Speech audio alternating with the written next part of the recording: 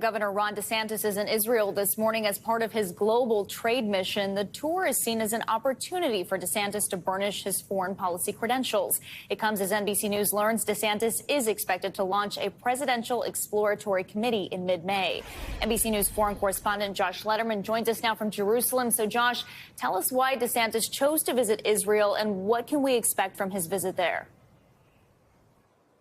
Well, DeSantis appears to be trying to prove to voters that he is ready to take on foreign policy, national security, were he to run for president and to be the winner of that election. After he had gotten some criticism not that long ago when he made some comments about the war in Ukraine, describing it as a territorial dispute between Russia and Ukraine, as opposed to what it is, which is an invasion by Russia of a sovereign country of Ukraine. He got a lot of blowback for that. He's been trying to recuperate ever since by proving he does get these complicated issues. And while he is here in Israel, he gave a major speech this morning at a forum hosted by the Jerusalem Post.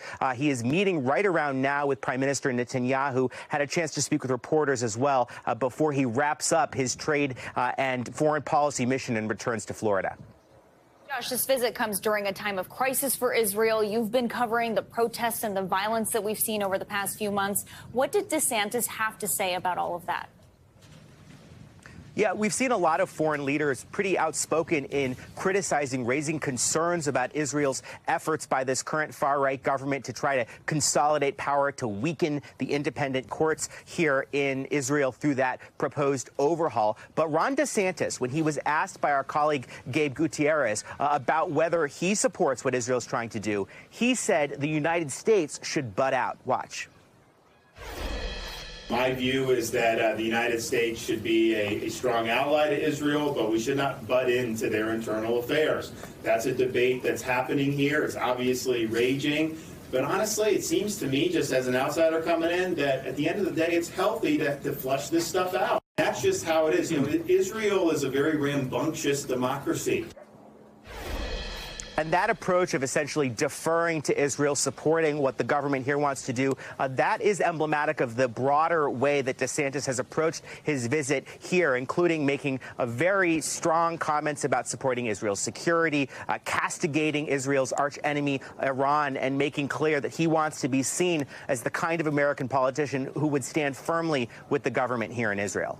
And Josh, as we mentioned, NBC News is reporting that DeSantis could soon be throwing his hat into the presidential ring. Tell us what we're learning and what did DeSantis have to say about that while he was there?